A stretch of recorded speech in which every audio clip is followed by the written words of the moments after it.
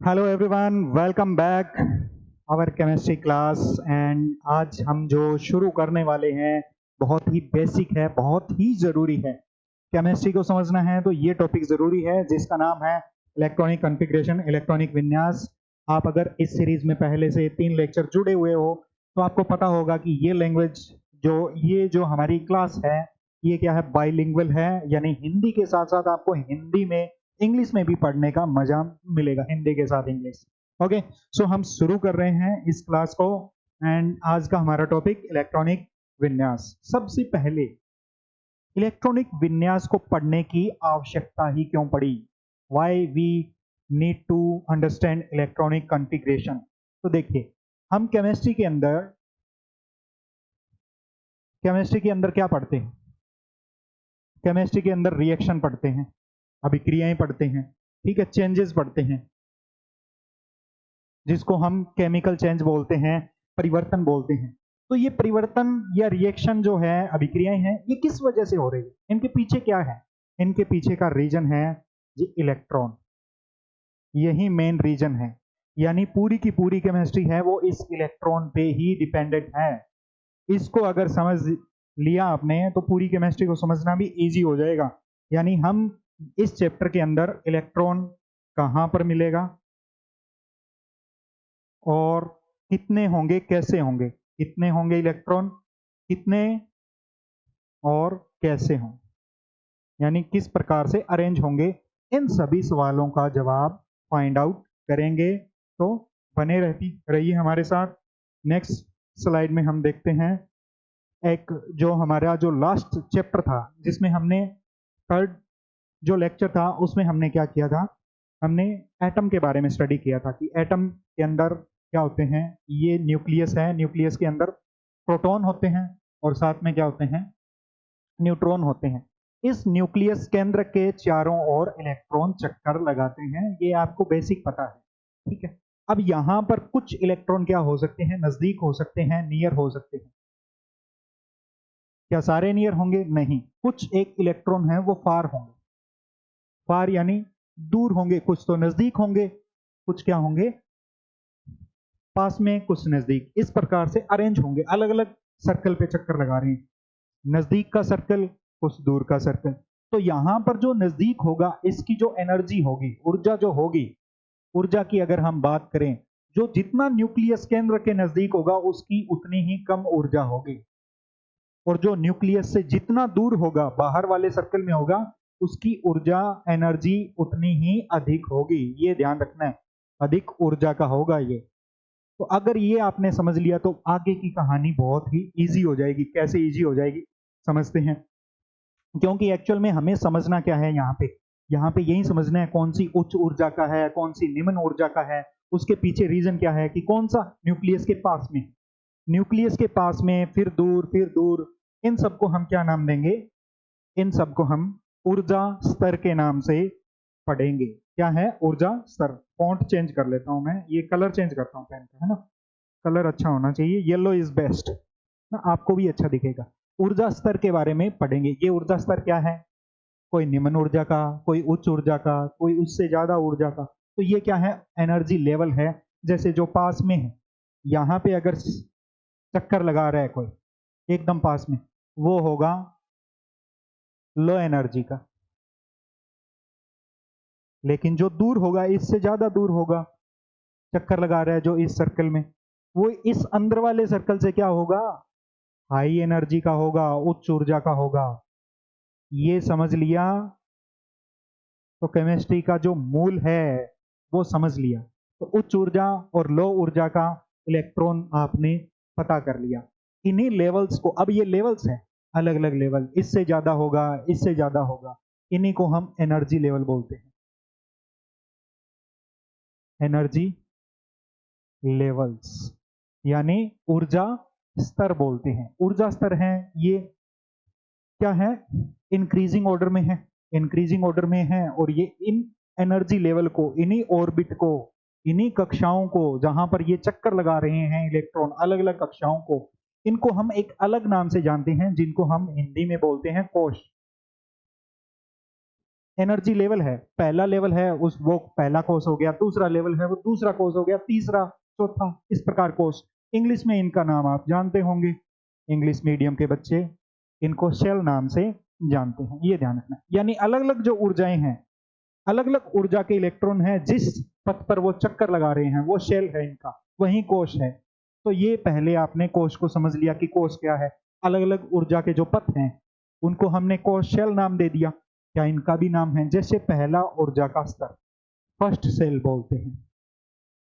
First cell यानी जो nucleus के बिल्कुल पास होगा, ये वाला सेल जो सबसे केंद्र के सबसे पास में होगा उसको फर्स्ट सेल बोलते हैं। इसको लिखते हैं हम के नाम से, के शेल।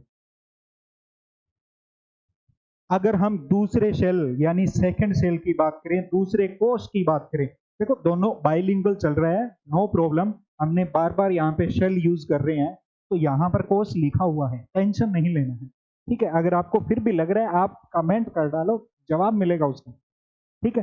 तो सेकंड जो शेल होगा उसका नाम क्या है? एल शेल होगा। अगर थर्ड की बात करें तो अब तो आप समझ गए होंगे, थर्ड शेल थर्ड कोष है, इसका नाम एम शेल होगा। और फोर्थ है, हम फोर्थ तक कर लेते हैं, आगे भी होते हैं लेकिन आगे की हमें आवश्यकता नहीं है, बेसिक पढ़ रहे हैं, एडवांस के अंदर एडवांस की बातें करेंगे, ठीक है। अभी बेसिक की जानकारी ले लें। तो के एल एम और फोर्थ हो जाएगा एन, है ना। अंधों को भी पता है ये बात, तो ये तो सब जानते हैं, है ना। मुर्दे भी जानते हैं कि के एल एम के बाद में एन आएगा, इतना तो पता है आपको। अगर इतना पढ़ लिया तो आगे तो और इजी है, मुश्किल बातें तो आपने समझ ली। तो इजी कितना है आप देख लेते हैं। हमने इन शेल को क्या नाम दिया है? इसको के, इसको एल, इसको एम, इसको एन। कि सर इलेक्ट्रॉन की बात तो करो, इलेक्ट्रॉन कहाँ भरने हैं, तो इलेक्ट्रॉन की बात कर लेते हैं, आ जाओ। फर्स्ट सेल जो हमारा है जिसको हमने के नाम दिया है, सेकंड सेल जो हमारा है जिसको हमने एल नाम दिया है, थर्ड सेल जो हमारा है इसको हमने एम नाम दिया है, और फोर्थ सेल जो है इसको हमने एन नाम दिया है। बिल्कुल इजी है, शेल लिख सकते हो आप, शेल। जिसको हिंदी में भी लिख दो, ये लो हिंदी वालों, मजे हैं तुम लोगों के, शेल के नाम आ गए। अब यहां पर इसमें अधिकतम इलेक्ट्रॉन कितने हो सकते हैं? इलेक्ट्रॉन कितने हो सकते हैं? और ध्यान रखना ये अधिकतम की बात है, मैक्सिमम। अधिकतम, अधिकतम इलेक्ट्रॉन कितने होंगे ये उस साइड में लिख देंगे, क्यों ना हम व्हाइट से लिख दें, ये लो इलेक्ट्रॉन अधिकतम कितने होंगे।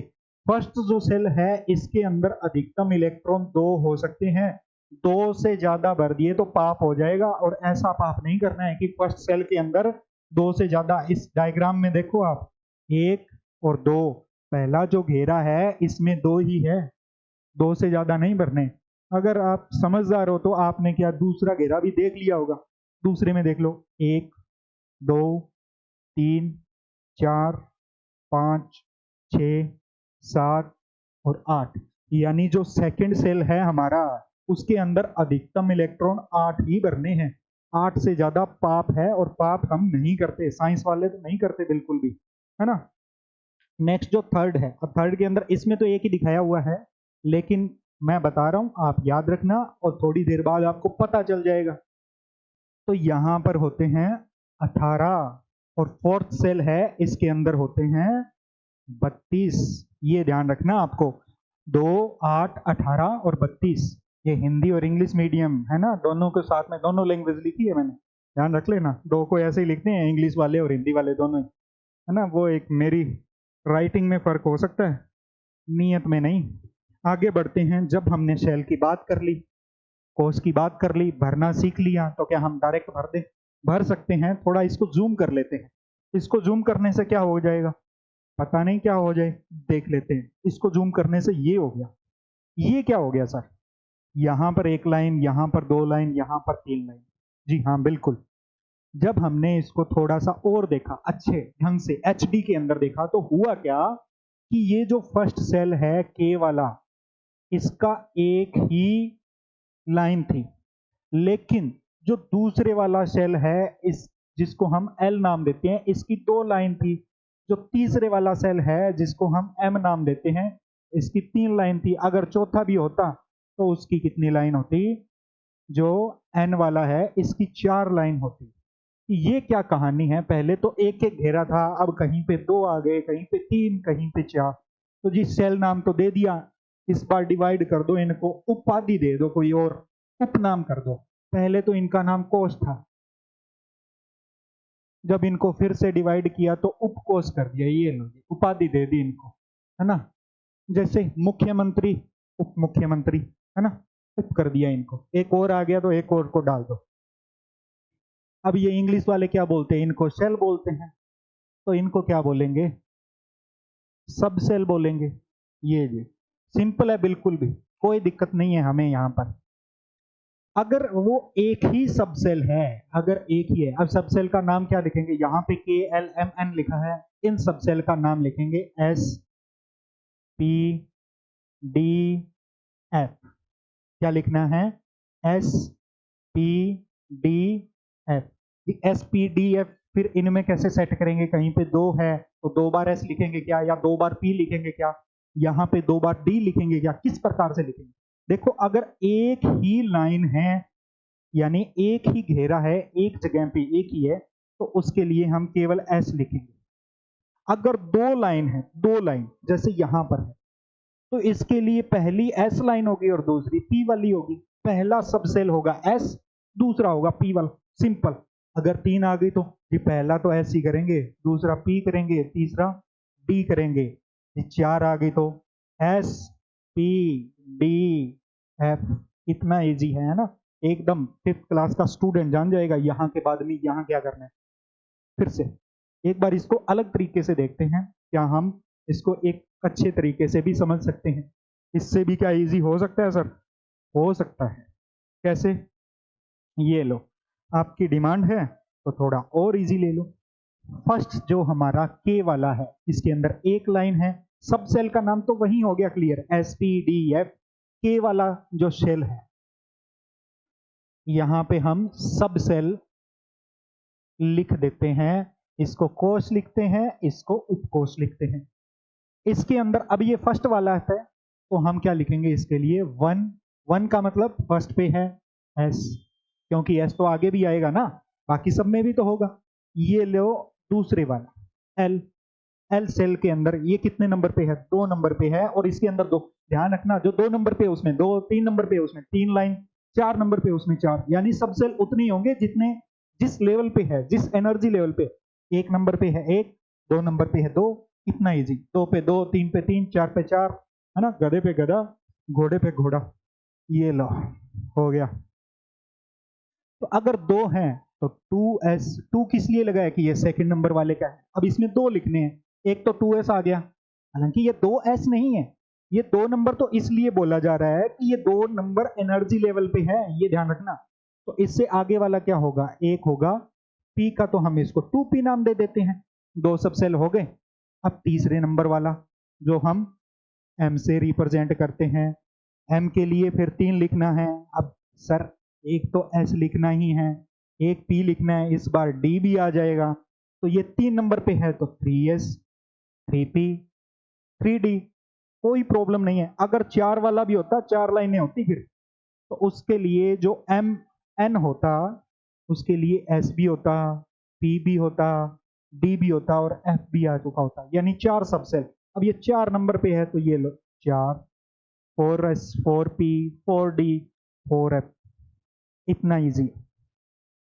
कोई प्रॉब्लम है यहां तक? है तो नीचे कमेंट में लिख दो, सॉल्व हो जाएगी। कमेंट में लिखते ही प्रॉब्लम सॉल्व हो जाती है, जादू है यहाँ पे, है ना। अब ये जादू चलाते हैं एक बार। हमने इनके अंदर, सेल के अंदर क्या पढ़ा था? इलेक्ट्रॉन पढ़े थे, कि इसके अंदर कितने हैं इलेक्ट्रॉन पढ़े थे, याद करो याद करो इजी तरीके से। इसके अंदर सर 2 इलेक्ट्रॉन अधिकतम आ सकते हैं, उससे ज्यादा भर दिया तो पाप। इसमें 8, इसमें 18, इसमें 32। तो सर ये इलेक्ट्रॉन इनमें डिवाइड कैसे करना है? SPDF, इनमें डिवाइड करके तो बताओ। आ जाओ, बड़ा इजी है ये तो, उससे भी इजी है। कितना इजी है ये देखो। अब एक बार हम SPDF इनको लिख लेते हैं, जो हमारे सब सेल हैं। सब सेल जिनका नाम क्या है, नाम हमने एस पी डी एफ नाम लिखा है। अब इसमें इलेक्ट्रॉन बता दो सर किसमें कितने आएंगे, जैसे उसमें लिखे थे अधिकतम इलेक्ट्रॉन, वैसे इसमें मैक्सिमम इलेक्ट्रॉन बता दो कितने आएंगे। इसमें कितने आएंगे, आ जाओ। एस के अंदर अधिकतम इलेक्ट्रॉन 2 भरने हैं आपको, पी के अंदर अधिकतम इलेक्ट्रॉन 6 भरने हैं, इसके अंदर डी के अंदर 10, इसके अंदर कितने भरोगे, 14 इलेक्ट्रॉन, 2 6 10 14। अगर ये लगा डाला तो लाइफ झींगा लाला अच्छी हो जाएगी, अगर ये याद हो गया तो, क्योंकि इसके बाद में हम डायरेक्ट इलेक्ट्रॉन के विन्यास को लिखना सीखेंगे, इतना इजी है। अब हम इनको एक बार समराइज कर लेते हैं। समराइज कैसे कर लेते हैं कि हम इनको लिख तो लिया सर, जो आपने एनर्जी के ऑर्डर की बात की थी, पहला दूसरा तीसरा, इसको हम एक एनर्जी ऑर्डर में एनर्जी के इंक्रीजिंग बढ़ते क्रम में लिख सकते हैं। आ जाओ लिखते हैं, इनका बढ़ता क्रम याद कर लेना, ठीक है। हालांकि आपने अब देख लिया होगा पहला दूसरा तीसरा कौन सा होगा, लेकिन फिर भी हम फिर से देख लेते हैं, हमें कोई प्रॉब्लम नहीं है, आपको नहीं होनी चाहिए।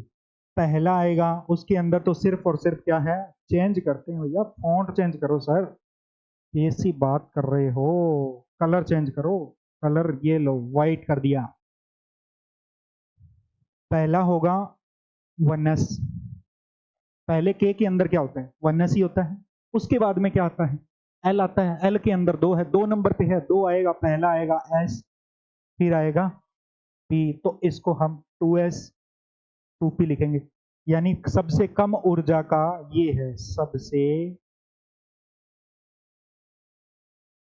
कम ऊर्जा का, ये लो लिख दिया यहां पे, सबसे कम ऊर्जा का ये है, तो सबसे कम ऊर्जा वाले में ही इलेक्ट्रॉन पहले जाएगा, पहले इसी में ही भरना है, फिर उधर बढ़ना है आगे की तरफ। 2s 2p, उसके बाद में 3s 3p। अब यहां पे एक चक्कर है कि 4s आने के बाद में 3d आता है, उसके बाद में 4p, ये ध्यान रखना आपको, ये ध्यान रखना है भरते टाइम इलेक्ट्रॉन जब भर रहे हो, ये यहां वाली कहानी, यहां तक भरना सीखोगे आप, कम से कम 30 से 36 इलेक्ट्रॉन या फिर 36 एटॉमिक नंबर तक भर सकते हो इजीली, कोई प्रॉब्लम नहीं आएगी। बस ये वाली कहानी ध्यान रखनी है कि 3p के बाद में 4s, फिर 3d, फिर 4p, ये भरना है। अब एक और कहानी कि सर हमने वो अधिकतम इलेक्ट्रॉन वाली आपने कहानी सुनाई थी, रामायण सुनाई थी, उसका क्या करना है। देखो ये तो है के के अंदर कितने इलेक्ट्रॉन भरने हैं, 2, और वैसे भी 1s है, s में 2 ही भरने थे। ये है एल, एल के अंदर टोटल इलेक्ट्रॉन 8 भर सकते हैं, 2 इसमें 6 इसमें, अधिकतम इलेक्ट्रॉन 8। उसी प्रकार ये जो 3 3 वाले, अच्छा ये आगे जरूर लिखा गया है, लेकिन 3 वाला पूरा का पूरा किस में था, एम में था, और एम में 2 6 और 10 कितने हो गए, 18 इलेक्ट्रॉन ही भरने थे, उसके बाद में 32 आ जाएंगे उसके अंदर, अगर हम देखेंगे तो वो भी फुलफिल हो रही है कंडीशन। अब इनमें इलेक्ट्रॉन भरने कैसे है सर, ये तो थी बेसिक, ये आपने क्या है डिजाइन बना दिया, अब इसमें कलर भरना है। कलर भरना आता है आपको, कहाँ पे, लाल हरा पीला, तो सिंपल है, इलेक्ट्रॉन भरना सीख जाओगे। कैसे, आ जाओ देखते हैं, एग्जाम्पल से देखते हैं। सबसे ज्यादा आपको ये वाला जो है, अरे आजा भाई आजा,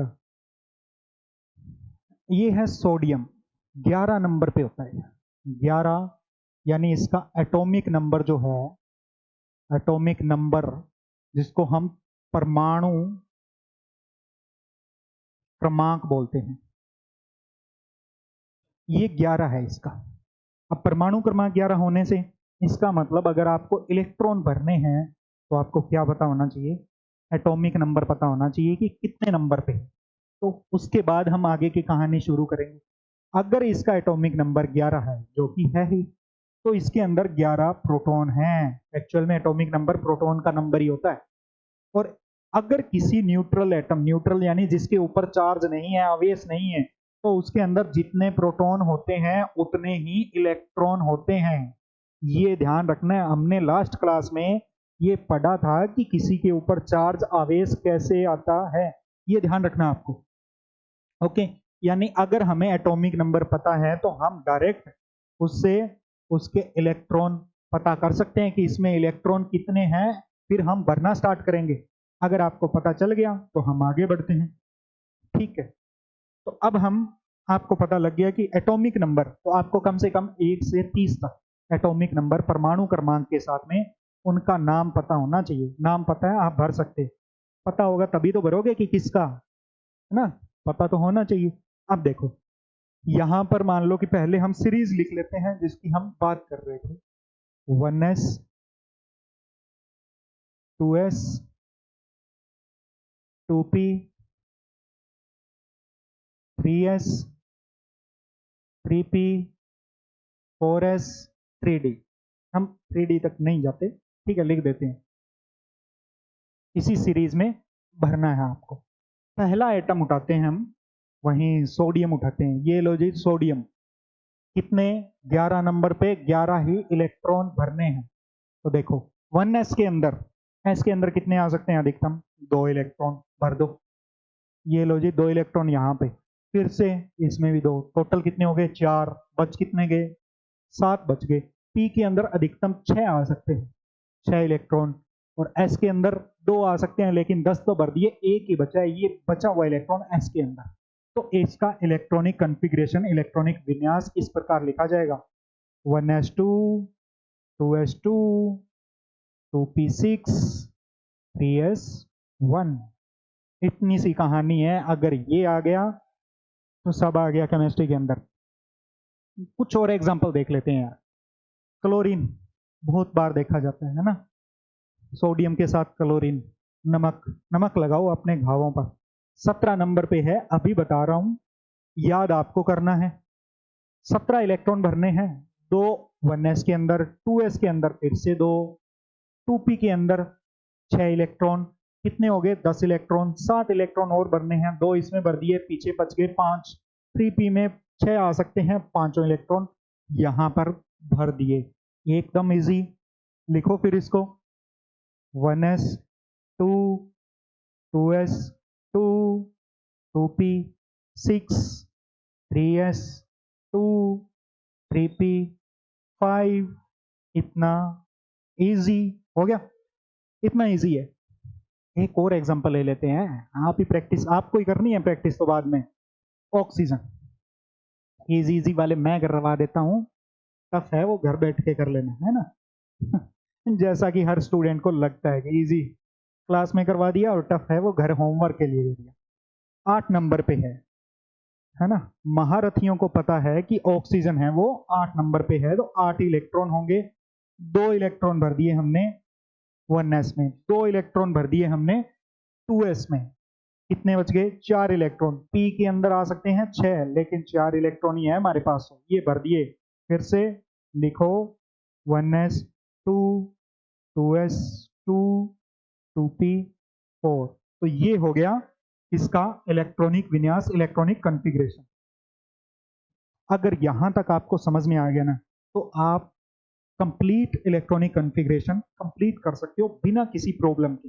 लेकिन फिर भी एक आधा एग्जांपल और कर लेते हैं, मजा आ रहा है ना, अच्छा लग रहा है भाई, मजा आ रहा है ना। इतना इजी है, इजी टॉपिक को थोड़ा और कर लेते हैं ना, टफ वाला तो कर ही लोगे आप। एक और बताइए, मैं अपने आप से ले लेता हूं, आप क्या बताओगे, रिकॉर्डेड बैच है, रिकॉर्डेड में कहां से बताओगे आप।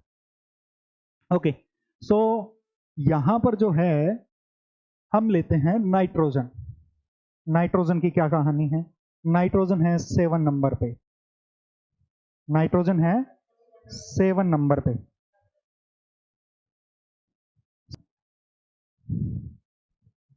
ओके, सो 7 नंबर पे नाइट्रोजन है, तो इलेक्ट्रॉन भी 7 ही भरने हैं। इलेक्ट्रॉन 7 भरने हैं, तो 1s के अंदर कितने इलेक्ट्रॉन भरे जाएंगे, 1s में इलेक्ट्रॉन भरे जाएंगे 2 इलेक्ट्रॉन, 2s के अंदर 2, पीछे कितने बच गए, पीछे इलेक्ट्रॉन बच गए हमारे यहाँ पे 5 इलेक्ट्रॉन, इसमें 6 आ सकते हैं, तो पांचों इलेक्ट्रॉन यहां भर दो। यानी 1s 2 2s 2 2p5। ये हो गया इलेक्ट्रॉन विन्यास किसका, नाइट्रोजन का। एक थोड़ा जो एस डी तक जाए वहां तक बढ़ते हैं, पहले एस तक जाए। हम लेते हैं यहाँ पे कैल्शियम। कैल्शियम है 20 नंबर पर। अब देखो 20 नंबर पे कैल्शियम है, 20 इलेक्ट्रॉन भरने हैं, दो 2s में 2, 2p में 6, कितने हो गए, 2p 6 कंप्लीट भर जाता है ना, तो ये याद रखना कि 10 इलेक्ट्रॉन हो गए। उसके बाद में 3s के अंदर 2 इलेक्ट्रॉन 12 और 6 18, 3p तक 18 हो गए, 20 भरने हैं, 2 बचे हैं, 4s में आ जाएंगे 2। यानी इसका इलेक्ट्रॉनिक कॉन्फ़िगरेशन मेरे साथ दोहराइए, 1s 2 2s 2 2p 6 3s 2 3p 6 4s 2। ये हो गया कैल्शियम का। कि सर एक थोड़ा सा मजा आ जाएगा, एक डी तक पहुंचा दो इलेक्ट्रॉन। आ जाओ, हम बात कर लेते हैं आयरन की। आयरन की कमी है ना, अभी तक आयरन की कमी थी, अब नहीं रहेगी। आयरन, तो आयरन कितने नंबर पे होता है बताइए 30 तक, अगर किसी को पता हो तो कमेंट करके बता दीजिए, यहाँ पे मैं बता देता हूँ। आयरन होता है 26 पे, है ना, 26 पे 26 इलेक्ट्रॉन भरने हैं। तो देखो 20 तक तो यहाँ पे ही है, अब मेरे पास लिखा हुआ है तो मैं डायरेक्ट भर सकता हूँ, लेकिन फिर भी आप जिस हिसाब से भरोगे उस हिसाब से देख लेते हैं। 1s में 2, 2s में भी 2 और 2p के अंदर 6, 10 इलेक्ट्रॉन हो गए, 16 इलेक्ट्रॉन और भरने हैं। फिर 3s में 2, 3p में 2 नहीं आएंगे, 3p में 6 आएगा, ये हो गए 18 इलेक्ट्रॉन। कितने बच गए पीछे, 8 इलेक्ट्रॉन और। 4s के अंदर 2 भर दिए, यानी 20 इलेक्ट्रॉन हो गए, पीछे कितने रह गए, 6 इलेक्ट्रॉन। तो 3d के अंदर, d के अंदर 10 इलेक्ट्रॉन आ सकते हैं, है ना, p के अंदर 6 हैं, d के अंदर 10 इलेक्ट्रॉन। यहाँ पे भरने टोटल 10 भर सकते हैं अधिकतम, लेकिन 6 ही बचे हैं, काउंट कर लेना। तो यहाँ पे 3d में क्या हो जाएगा, ये इलेक्ट्रॉन चला जाएगा, यानी ये हो गया 3d6। अब लिखते हैं फिर से, 1s 2 2s 2 2p 6 3s 2 3p 6 4s 2 and 4s के बाद में आएगा हमारा 3d, और वो भी कितना है 6। तो ये है इलेक्ट्रॉन विन्यास को लिखने का सबसे इजी तरीका। अगर आपने कर लिया है तो आप मजे में हो। अगर आपको कोई प्रॉब्लम है तो आप दो काम कर सकते हो। पहला काम, कमेंट कर सकते हो। दूसरा काम, इसी वीडियो को फिर से देख लो, कंप्लीट समझ में आ जाएगा। क्योंकि कहीं ना कहीं आपने स्किप किया है, और स्किप करने की वजह से कोई ना कोई प्रॉब्लम आ सकती है। लेकिन फिर भी जितना बताया है अगर आपने कर लिया, सफिशिएंट है बेसिक के लिए। ये बेसिक है ना, कंप्लीट नहीं है, ये ध्यान रखना। कहीं कमेंट में आप करने लग जाओ कॉपर के इलेक्ट्रॉनिक कॉन्फ़िगरेशन के बारे में, या हायर जो इलेक्ट्रॉन जिसमें भरे जाते हैं उनके बारे में। नहीं, कंप्लीट आगे की सीरीज भी है, लेकिन जो आगे पढ़ेंगे, और पढ़ने के लिए आपको क्या करना पड़ेगा, यहाँ पर जुड़े रहना पड़ेगा। और जुड़ने के लिए आपको ये प्लेलिस्ट ज्वाइन करनी चाहिए, कर लेनी चाहिए। अगर आपको समझ में आ रहा है, समझ में आना बहुत जरूरी है ना, समझ में आ रहा है, प्लेलिस्ट ज्वाइन कीजिए। हमारे जो ये जो चैनल है सॉइल ट्री का, सॉइल ट्री इंस्टीट्यूट, इस चैनल को सब्सक्राइब कीजिए। और सबसे बड़ी बात, दूसरों का भी भला कीजिए, उनके साथ शेयर कीजिए जो आपके सहपाठी हैं। कर भला तो हो भला। मिलते हैं हमारी नेक्स्ट क्लास के अंदर, इसी प्रकार धुआंधार क्लास होने वाली है। तब तक के लिए स्टे ट्यून, थैंक यू।